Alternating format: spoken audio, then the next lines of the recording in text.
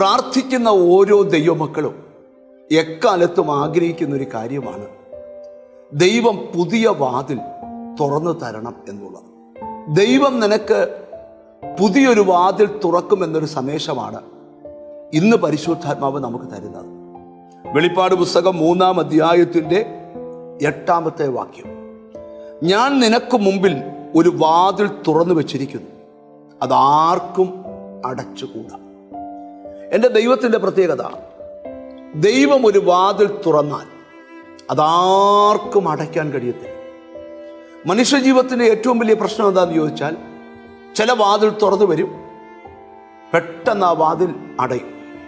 ചിലർ ഈ മെസ്സേജ് പറയുമ്പോഴും മുമ്പിൽ തുറക്കപ്പെട്ട വാതിൽ അടഞ്ഞുകൊണ്ടിരിക്കുന്ന കാഴ്ചയാണ് കണ്ടുകൊണ്ടിരിക്കുന്നത്.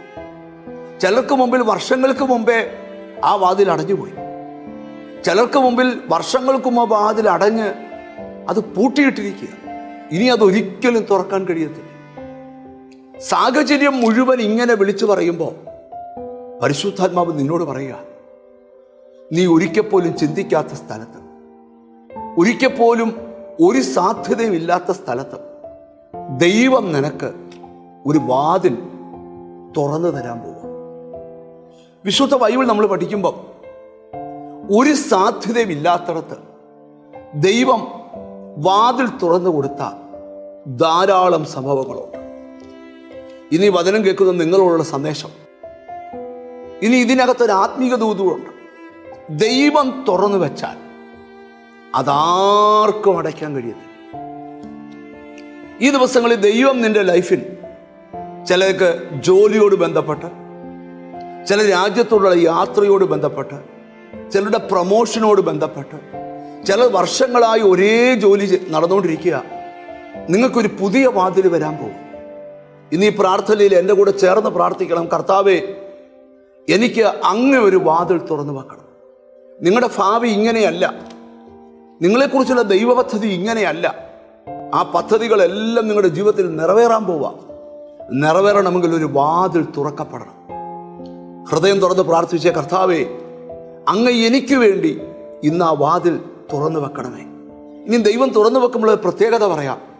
ആരെല്ലാം അടയ്ക്കാൻ ശ്രമിച്ചാലും, ഇന്നലകളിൽ നിന്റെ പല നന്മകളെയും ശത്രു അടച്ചു, മനുഷ്യർ ചേർന്ന് അടച്ചു, എതിരാളികൾ ചേർന്ന് അടച്ചു. പക്ഷെ ഇത് ദൈവം തുറന്നാലുള്ള പ്രത്യേകത, ആര് ശ്രമിച്ചാലും അത് അടയത്തില്ല. നമുക്കൊന്നിച്ച് വിശ്വസിക്കാം, ആർക്കും അടയ്ക്കാൻ വയ്യാത്തൊരു വാതിൽ എൻ്റെ മുമ്പിൽ ദൈവം മലർക്ക തുറന്നിടാൻ പോവുക.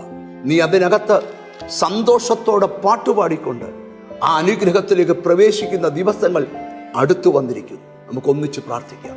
കാരുണ്യവാനായ ദൈവമേ, സ്വർഗസ്ഥനായ പിതാവേ, നാളുകൾ കൊണ്ട് ശത്രു വാതിലുകളെ അടച്ചുകൊണ്ടിരിക്കുമ്പോൾ, ശത്രു ചിലതിനെ പൂർണ്ണമായി അടച്ചു കളഞ്ഞപ്പോൾ, ശത്രു ചിലതിനെ അടച്ച് പൂട്ടി ഇനിയും തുറക്കത്തില്ലെന്ന് പറയുമ്പോൾ, അങ്ങ് ഞങ്ങളോട് സംസാരിച്ചല്ലോ, ഒരു പുതിയ വാതിൽ തുറക്കാൻ പോവാം. കർത്താവേ, ആ പുതിയ വാതിൽ നിന്റെ മക്കൾക്ക് വേണ്ടി തുറക്കണം. എന്നോട് ചേർന്ന് പ്രാർത്ഥിക്കുന്ന മക്കളെ നിന്റെ നാമം ചൊല്ലി പിതാവിൻ്റെയും പുത്രൻ്റെയും പരിശുദ്ധാത്മാവിൻ്റെ നാമത്തിൽ അനുഗ്രഹിച്ച് പ്രാർത്ഥിക്കുന്നു. ആമീൻ. ഇവർ അനുഗ്രഹിക്കപ്പെടട്ടെ യേശു ക്രിസ്തുവിൻ നാമത്തിൽ തന്നെ. ആമീൻ. ഈ ദിവസങ്ങളിൽ ഒരു പുതിയ വാതിൽ നിനക്ക് വേണ്ടി തുറക്കും. അതാരും അടയ്ക്കത്തില്ല. ആ വാതിലിലൂടെ നീ പ്രവേശിക്കും. അനുഗ്രഹങ്ങൾ നിന്റെ വീട്ടിൽ നിലനിൽക്കും. God bless you.